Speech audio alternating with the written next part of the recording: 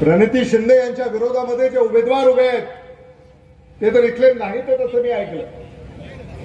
मला असं वाटलं ते माळशिरसचे आहे, नंतर आम्हाला असं कळालं की ते बीडचे आहे.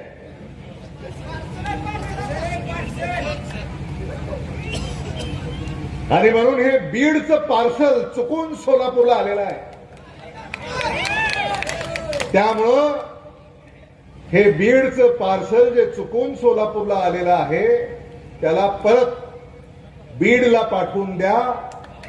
ते आव्हान मी आपल्याला आज या निमित्तानं करू इच्छितो. काँग्रेस पक्षाच्या पाठीशी तुम्हाला खंबीरपणे उभं राहायचं आणि काँग्रेसचं एक गॅरंटी कार्ड प्रणिती शिंदे यांनी आपल्या हातामध्ये दिलेलं आहे. राहुल गांधी यांनी हे काँग्रेसचं गॅरंटी कार्ड आपल्यासाठी पाठवलंय. आणि हे काँग्रेसचं गॅरंटी कार्ड हे काही आश्वासन नाही, हे वचन आहे. कर्नाटकामध्ये, तेलंगणामध्ये या वचनाची पूर्तता झालेली आहे.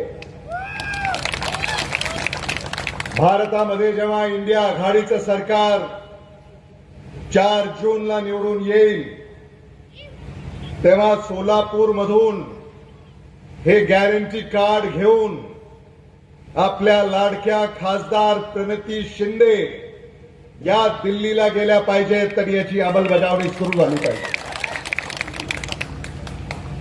मी प्रणिती शिंदेचं भाषण ऐकलं. त्यांच्यामध्ये मला एक तळमळ दिसते, एक पोटतिडीक दिसते. माझ्या सहकार्याने मला सांगितलं की या सोलापूर लोकसभा मतदारसंघामध्ये 450 गावं आहेत आणि सोलापूर शहर, आणि 450 गावांना काँग्रेसच्या उमेदवाराच्या प्रणिती शिंदे यांच्या भेटी या पूर्ण झालेल्या आहेत. प्रचारामध्ये त्यांनी आघाडी घेतलेली आहे. आणि आता आम्ही लातूरमध्ये जेव्हा राजकीय चर्चा आमच्या लातूरला होते तेव्हा आमच्या कानावर जे येतं ते मी तुम्हाला सांगतो. आता ते खरं आहे का खोटं आहे तुम्ही मला सांगा. की सोलापूरमध्ये प्रणिती शिंदे 2.5 लाखाच्या फरकानं निवडून येणार.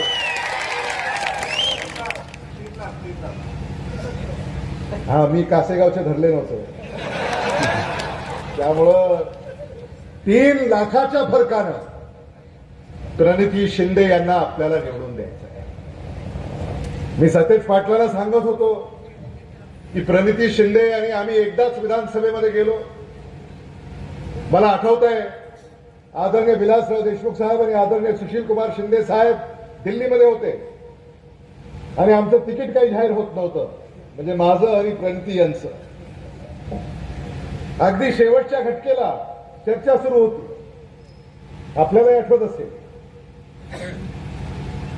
तर ते एकमेकांना फोन करायचे दिल्लीमध्ये, म्हणजे विलासराव देशमुख साहेब सुशील कुमार शिंदे साहेबांना फोन करायचे, काय झालं, अजून झालं का नाही. आणि सुशील कुमार शिंदे साहेब विलासराव देशमुखांना फोन करायचे, काय झालं, अजून लातूरचं झालं का नाही.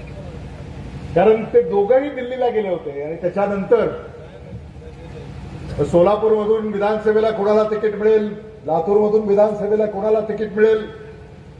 मग पक्षाने माहिती घेतली, चर्चा केली, सर्वेक्षण केली.